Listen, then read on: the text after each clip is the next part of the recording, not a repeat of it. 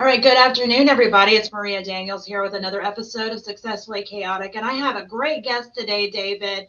We were chatting just briefly before we went live, and he was telling me a little bit about some things I've actually been talking to a lot of you all about for a while now, just entrepreneurship and how a lot of times we can get to a place where we feel like we need to step back briefly for a little bit and take on less instead of trying to do more. But I'm going to go ahead and hand it over to David for a minute and let him just kind of introduce himself and give you all a little sneak peek about a little of what he does.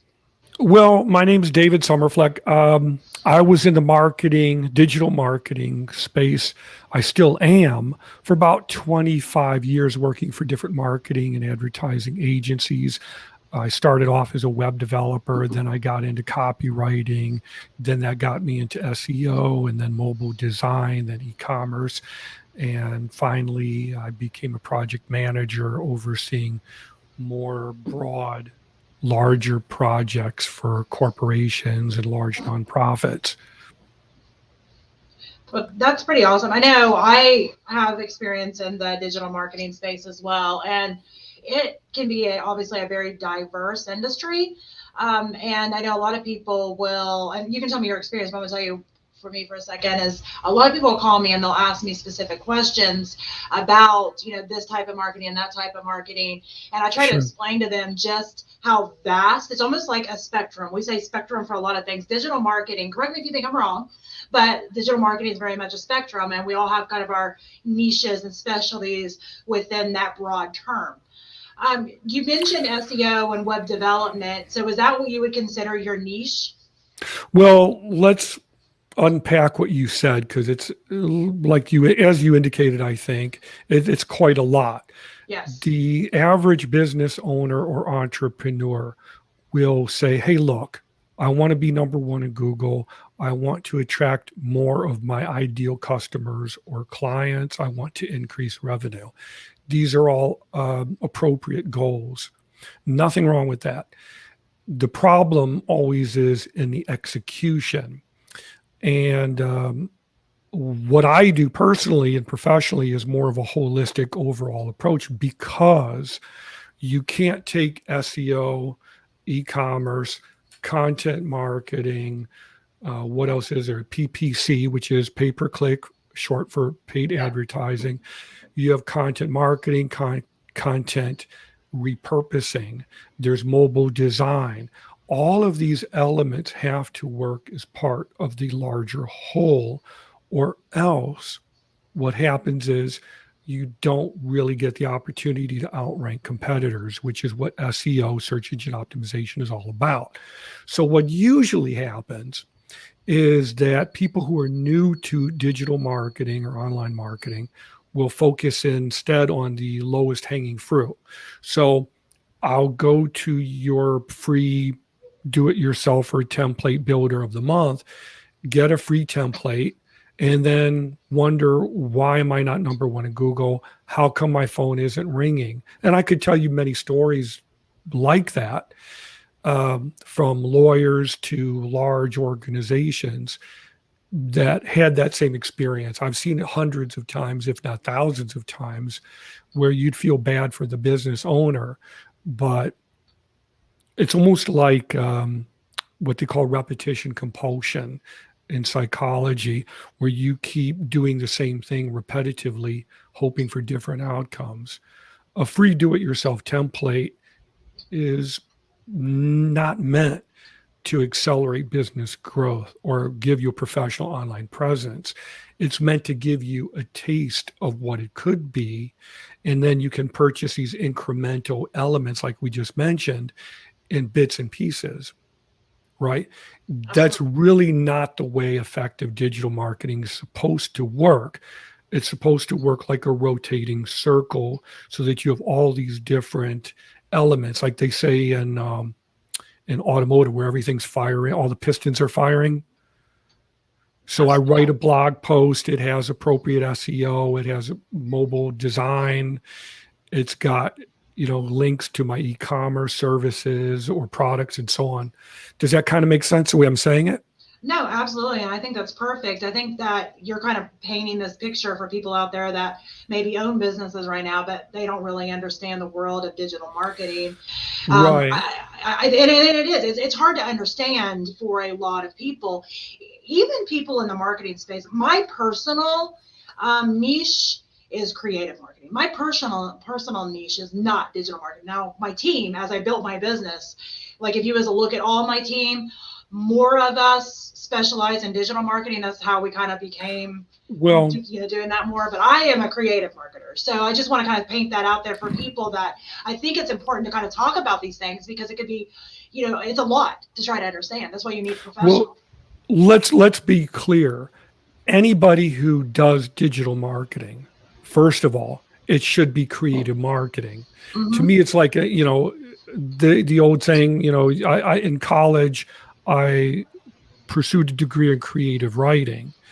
Well, to me, all writing should be creative. Otherwise, why are you doing Oh, it? absolutely. If you have nothing to say. So all marketing should be creative because your goal is to look at the business like a Rubik's Cube and say, how can I take what this business does on all these different levels and build it through digital media, which is video, SEO, web design, blog posts, videos.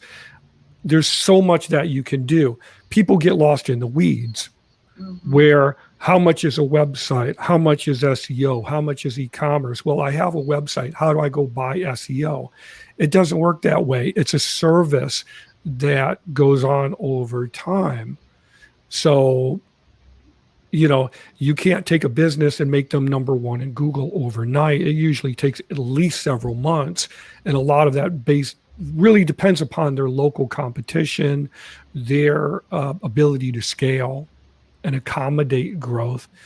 So all marketing should be creative.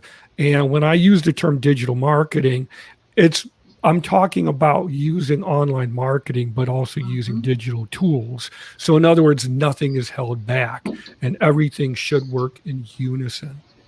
I 100% agree. And I love that you kind of clarified that because I agree. Now, I have had experience with working with people that specialize in specific areas, Right, that right. their specialty is definitely not the creative side. I kind of like, I'll take their genius brain. I'll be like, well, let's do it a little like this. Let's put some pizzazz on it. I sprinkle my fairy dust on it. That's my specialty. But there's And a as, problem with that approach. The yeah. problem the problem with that approach is, let's say I want to hire an SEO expert, right? Mhm. Now, the SEO expert may or may not be proficient in content marketing and know what I should be writing about Absolutely. and whom I should be writing ideally focused toward, right? So if I'm going to hire somebody online, let's say Fiverr or Upwork, who is an SEO expert, just as an example, I have to be able to guide that SEO expert. Therein lies the problem. If you're a business owner or an entrepreneur or even a hobbyist, unless you're already an expert, you won't know what to tell the SEO guru to do. If I hire a graphic designer to work on something, I have to be very specific on the branding. Oh, What yeah. do I want? Why do I want it? What purpose? They only do exactly what you tell them to, the way you tell them to do it. And that's really a key component here when you work with someone who's highly specialized. No, I 100% agree, and I think that's why it's great to work with revolving teams. There's nothing wrong. I'm Yeah. not dissing Fiverr or Upwork or any of those places to be able to find people, but personally, I really love creating that team, and you figure out where each other's strengths and weaknesses are, and even I would assume that you have a team that you work with, whether they're in-house or people that you've worked with on a regular basis. You kind of develop, it's a relationship. It really is. And I know, in the business world, we don't talk about relationships a lot, but you do develop that trust, that give and take, even within the business setting. And that transfers over to the product that the client's getting. So I love that you clarified that. I do want to ask you, you're an author. Can you tell us a little bit about that journey, that your book, and kind of what that's all about? What was the first part of the question? I didn't hear that first part. Oh, that's fine. You're an author, so can you tell us about your book and a little bit about that? How did that come about? Sure. Well, I went to college to earn a BA in English with an emphasis in creative writing originally. Hmm. While I was in college, I worked several internships, and anybody listening or watching, who is in college, I recommend you work as many internships as you can. Don't do any for free, God help you. But you want to either get college credit or get books paid for or get compensated or all of the above. I'm not a big fan of working for free. I don't think it's valued. But I worked several internships. And when I graduated, I already knew that I would go to marketing agencies applying copywriting and writing. So I worked for marketing agencies right out of college. And I worked for them for so many, many years. And then in between those positions, I also worked as a freelancer. So I lost track of how many business owners or clients I've talked to over all these years. And I found that I was getting the same questions over and over again. It didn't matter if it was, 1995 or 2005 or 2021. People were asking the same things over and over again from the same perspective. So I wanted to put together a book that would address what I felt were the most common problems that small business owners, new business owners, entrepreneurs, those new to online marketing, what they encountered and what they were asking. So the purpose of the book, it's a workbook, and the purpose of it is to take you from the perspective of being completely new. I'm new to all of this online marketing. I don't know any of the terminology or what I should be doing or why. And the goal is to take you from that perspective to the final point where you're more fully informed. You have some direction for your content, for your branding and your design, but also you have a organized digital marketing business plan that you could take with you to a bank or credit union if you want to look for a loan. And by the same token, if you're going to talk to these VCs or what they call angel investors, I call them little devils. But if you're going to talk to them, they're going to ask you the same things that a bank or credit union is going to ask you. How do we know that you're committed? How do we know that you've thought this through? How do we know that you're capable of generating any traction with this, other than it just being an idea, which anybody and everybody can have? Well, and I think that's good. And I love that you called them little. I'm not a big, and I'm not for anybody out there that are investors. I'm not singling you out, but me personally, I am. I'm not a fan. Well, that's fine. I'm not a fan of taking on investors. In the past, I've had, people who wanted to invest in different things, and it back to that relationship. It is a relationship. And that point, it is like a marriage. It's like a marriage. That is a big commitment that I think not enough business owners kind of look into. That is for me, it's too big of a commitment. There's too many issues, too many problems. I do want to kind of throw that out there. I thought that was funny that you caught on that.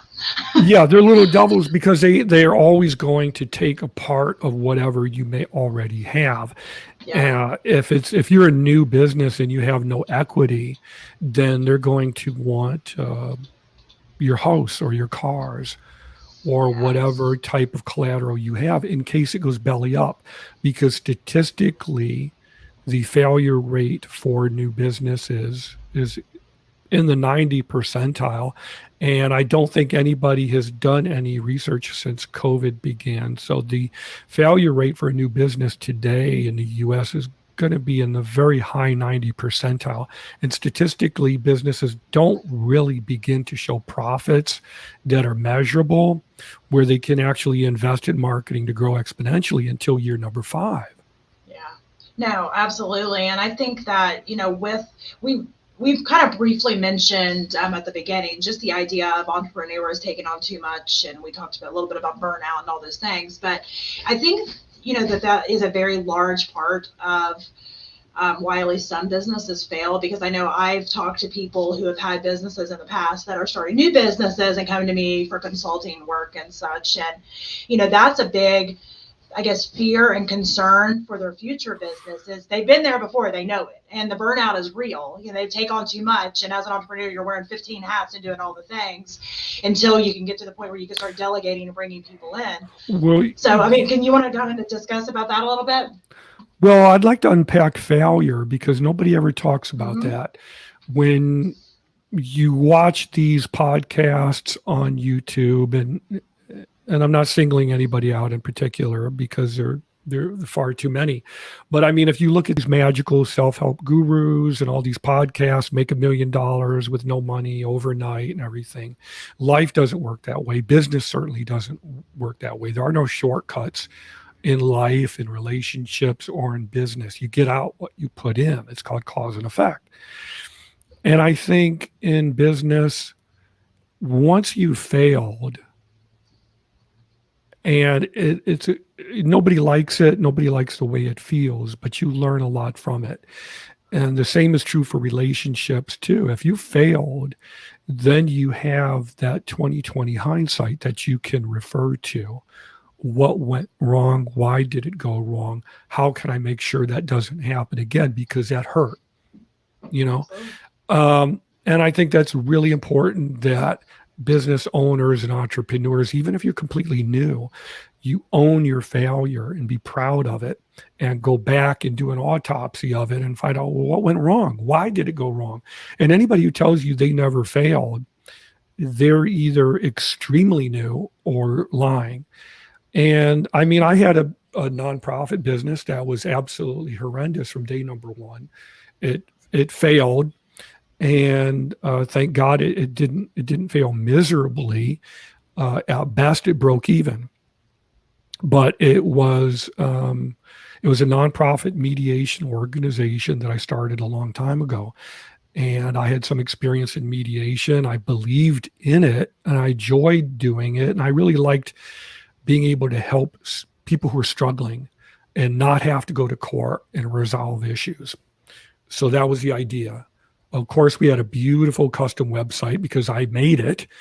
It had local SEO that outranked all the competitors because there were no competitors locally to outrank. The problem that I was aware of, but decided I could overlook it, that I could outpace it, that I could overcome it, was the fact that there was a lot of resistance in local court systems toward mediation. They wanted you to go to court and duke it out with lawyers because everybody stood to gain more financially. And there's more drama to going to court and arguing and fighting and, in front of the judge and everything. You can't really negotiate. And yes, of course, you can lose everything financially. But nonetheless, it lasted for a couple of years. And after a couple of years, one day my wife came in and just said, this isn't fun. You're not enjoying this. You're going and talking to people about child custody and divorces that are very messy. And, and you come home stressed out and everything. And it's breaking even. Let's take it behind the tool shed and end it and find something that you really enjoy, that you would do whether it made money or not. And that's when I started my small agency. That was me, my wife, and a handful of remote staff who I could refer to if and when I needed them. And I owned that failure. I didn't rub my nose in it, but I really wanted to learn everything I could from it.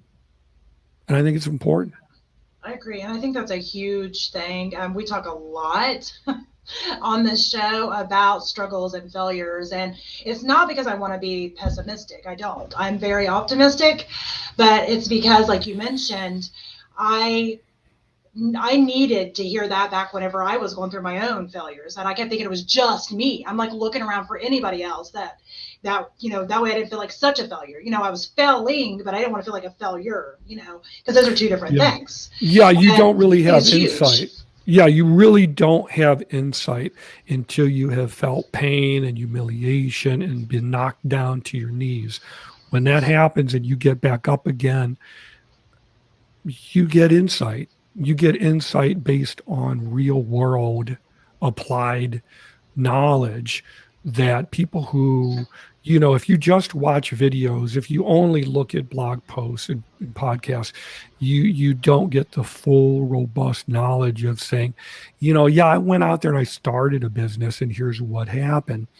And also, I don't remember exactly when this was, but that was the point at which I felt that I could become a business mentor for different nonprofit organizations. Because at first I thought, well, I don't know if I could really do this. They're going to know everything, or they say they do. And I think I reached that point, after having my agency for a while and getting to the point where I was comfortable, that I could finally go and go to different nonprofit organizations like the U.S. Small Business Administration and some other ones, and just say, I'm going to be a mentor. And if they disagree, that's fine. But I have had these experiences. So it gives you that certain sense of confidence of standing, squarely when you say, if you disagree, that's beautiful, but I've been through this. And I've lived this, and I've seen this happen in hundreds and hundreds of people who've lost everything. I remember there were some ladies who contacted me through a nonprofit for mentoring. They had invested tens of thousands of dollars. They wouldn't even say exactly how much that they had invested in a furniture business online. And they actually had a warehouse that they were renting to store all this furniture. Wow. Right. And they were interior designers too. And I asked them how much they were bleeding, how much money they were losing per month. They didn't want to say. So every day that they were open, they're losing more and more and more money. Every month they're losing what to the average person would be close to an annual income. So, to try to get them to recognize the failure and get real about it, then I could get them to put aside their ego and say, it hasn't worked. Are you willing to try some new processes and new procedures to try to turn this around? Well, and I think that's an important thing to kind of mention and talk about a little bit, because, we start a business because of the one or two things we do amazingly, and we figure out really quickly that we don't do all the things amazingly. And then you mentioned shame. I think with a lot of business owners, especially if it's their first experience with, failures in business, they think it's just them, right? They think it's like, oh, maybe I'm not cut out for this, or maybe I shouldn't be doing this. And it's not that. We start a business because of the things we do great. So that's where you bring in experts in different areas. You bring in accountability partners, mentors, whatever the case may be, to point out some of these areas where we're maybe not doing the best at, right? Well, yeah. And I think what you were saying about the business being for themselves, with the ladies who had the furniture warehouse, as I can remember it, I don't think they had children. I don't think they had dependents. So if they lost everything, it was just impacting themselves. Yeah. But the funny thing is, and it's really not very funny, if you have children or dependents and people who are counting on you to literally put food on the table or pay the rent or pay the mortgage, then it's really incumbent upon you. And if you take those responsibilities seriously and really see this as something that matters to you. I made a commitment to my wife when we got married, being broke, being homeless, sleeping in the car, that's not an option. That's not a game to me. That's non-negotiable. So I was willing to do whatever it would take to first make sure that the rent was being paid, then make sure that there was always food on the table, then make sure that we bam up enough to pay months in advance, then make sure that we can buy gourmet food, that we have more money than we need. We can buy all kinds of treats and surprises and what have you, and go on trips and everything. But at that rudimentary level, at that basic level, failure is not an option because other people are counting on you. So you have to take it very, very seriously and really learn to scale methodically and do whatever you've got to do Pride is a luxury for many, many people. And I think it's really, really important to take that into consideration when people talk about online marketing, where there's a profound disconnect because it's online. Many people see what they do online as not real almost, or insubstantial. I created this website, but nobody's calling me. Well, why not? What are you Yeah. doing? What are you doing to change that equation? What are you willing to sacrifice in order to get what you want?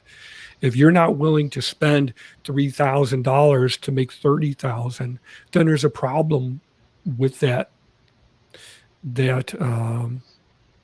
lack of faith in the business itself. No, I agree. Yeah. And I mean, for me, that was when I started my agency, my LLC.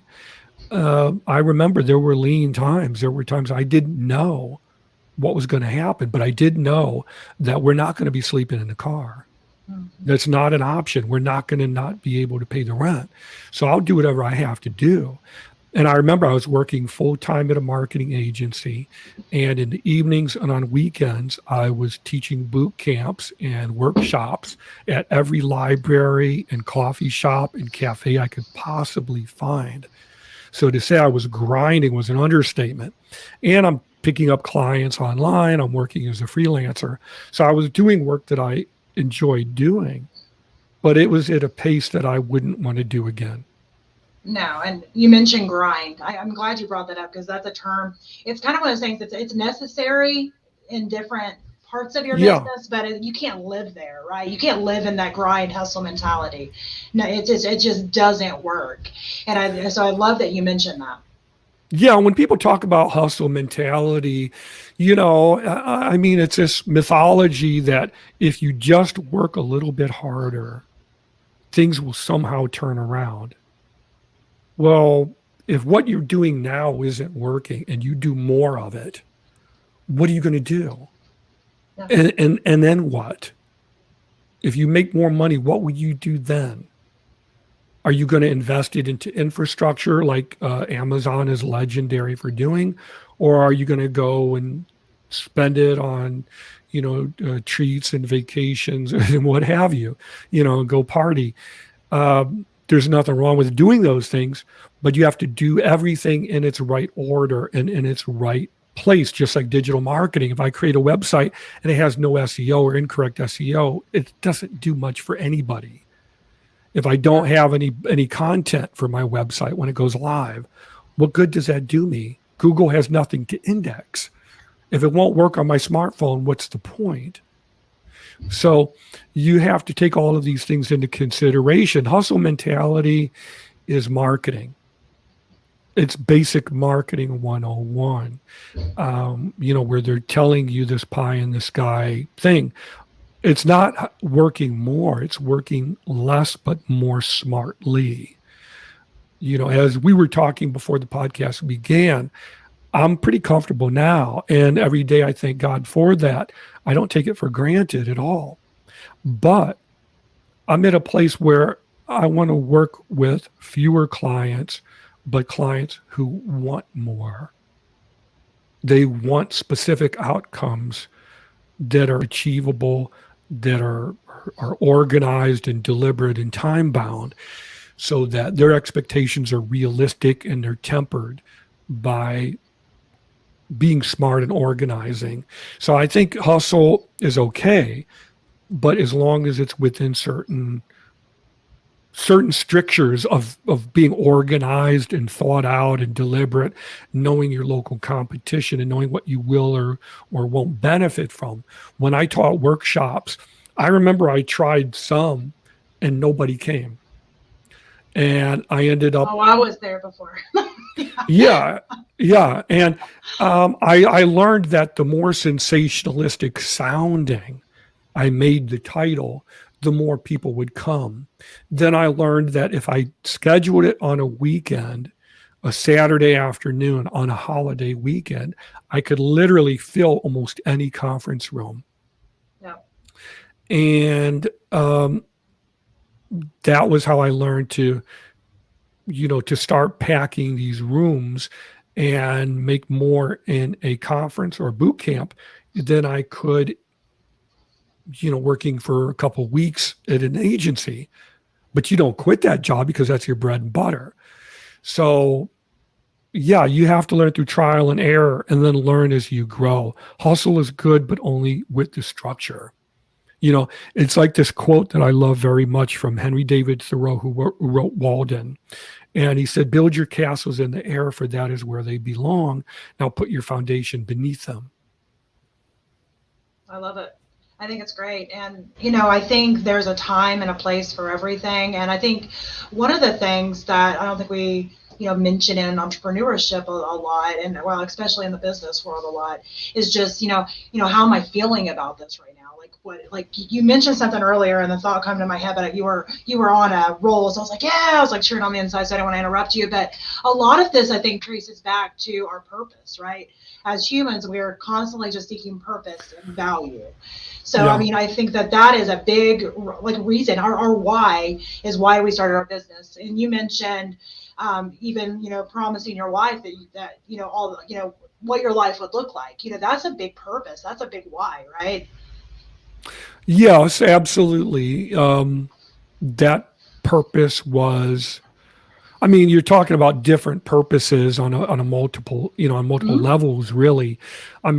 My higher purpose was doing meaningful work that I enjoyed, but that I also felt very capable of executing. So I knew that I was good at what I did because I had done it for decades at that point.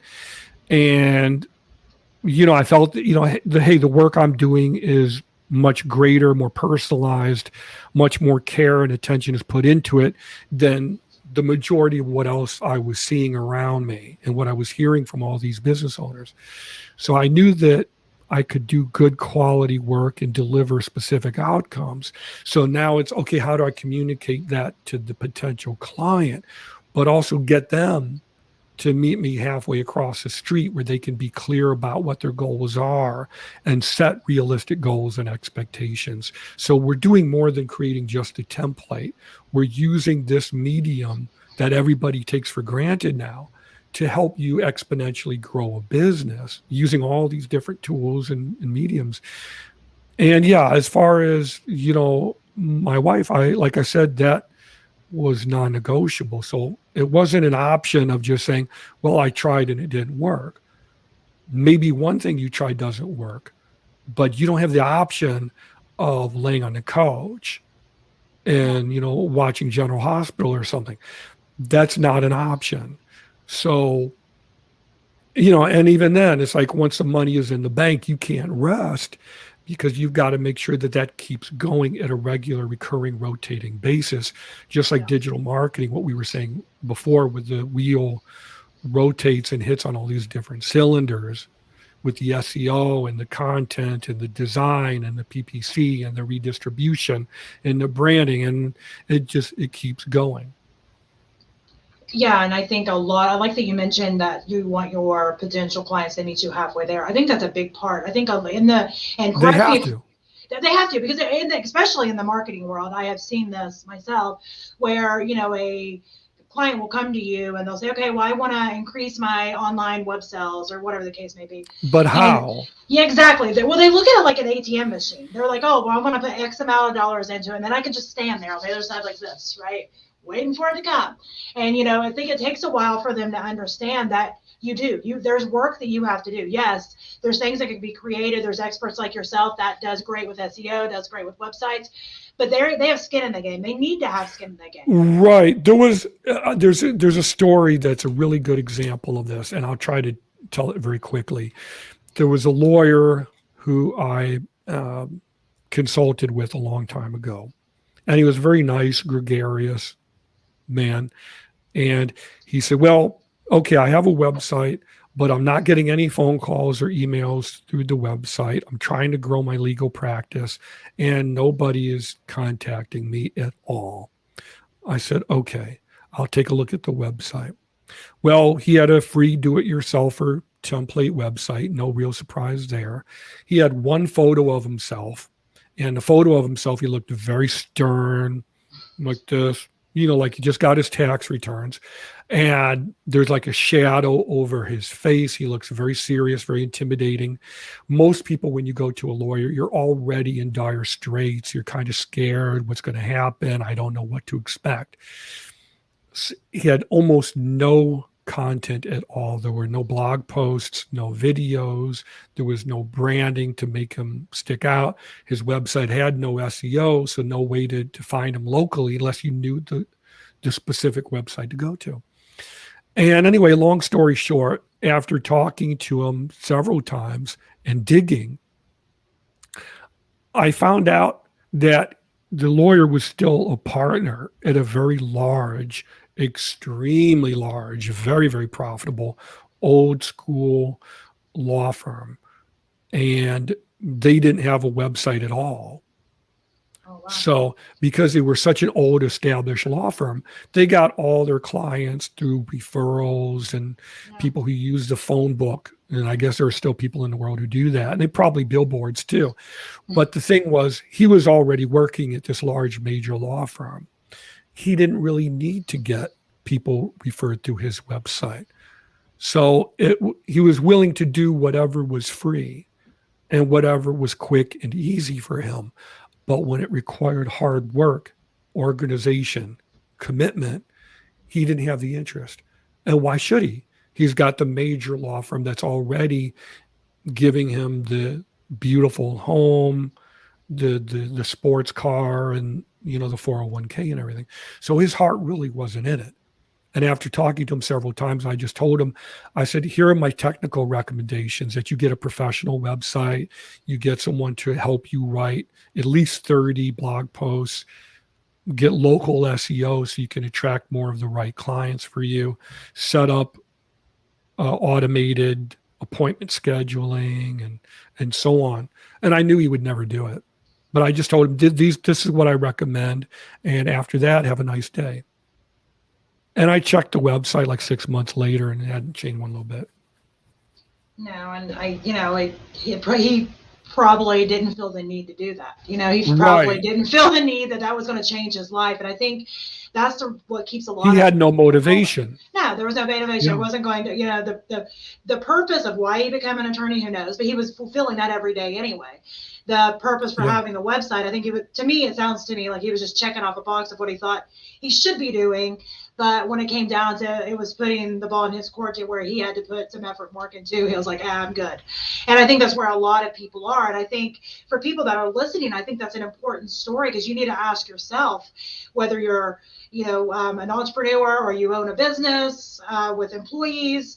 The case is still the same. You have to have skin in the game. You have to, be willing to do your part. It doesn't matter what expert that you hire in to come into your company. It doesn't matter how amazing they are. If you're not doing your part, you're only going to get halfway there. So I love this conversation today, and I love that you're kind of throwing out there and calling all of us business. I mean, I'm not perfect either.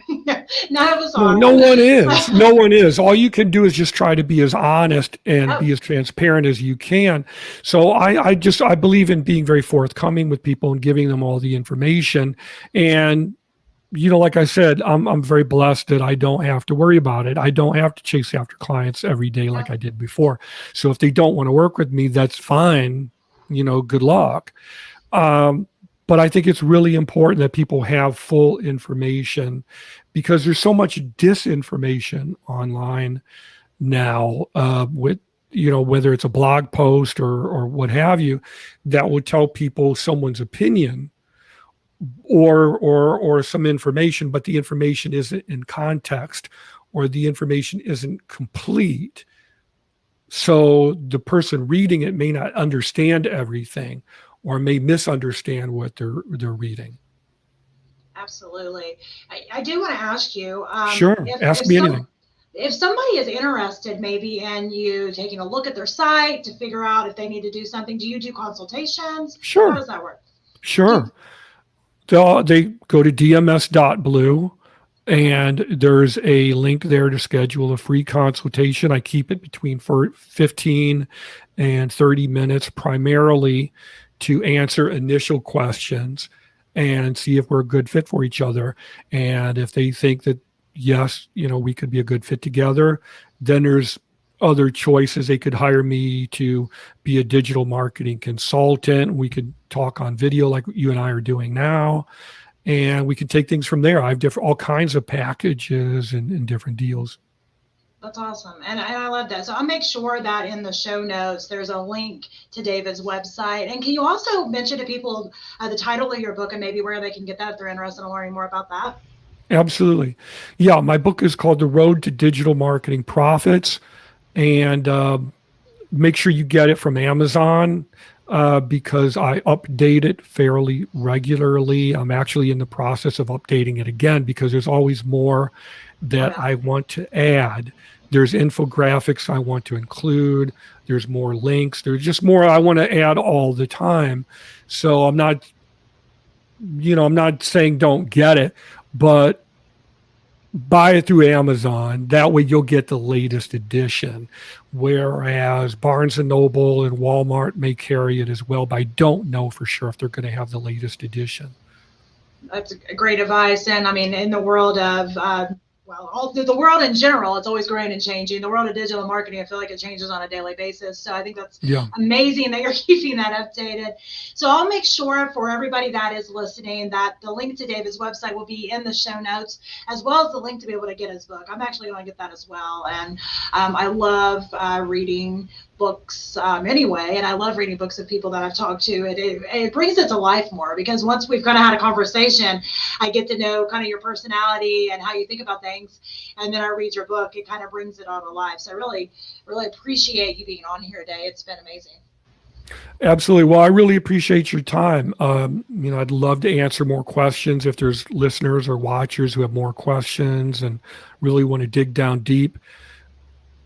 Can they submit them to you, Maria? I don't know. I'd be happy to come back and dig deep and answer questions. I like I said, I really want everybody to have as much information as they could want. Absolutely. And there's sometimes that we do little kind of marketing short webinars to just give information and people join in to watch questions. We do that on a regular basis off and on anyway, because like we said, it is such a vast spectrum that there's so much information. And even when you're in the industry, I'm constantly learning things from other people that are also in that industry. It's great. I love collaboration. I love, learning from people. I think it would be great to have you back on here. And for all of you also that are watching this live or the replay, first of all, if you're watching replay, go ahead and hashtag replay. My team's been asking me to have you all do that. That way we can see how many people are catching the replay. And also we will be back again live next Thursday at 2 p.m. Eastern time with another episode of Successfully Chaotic. And I thank everyone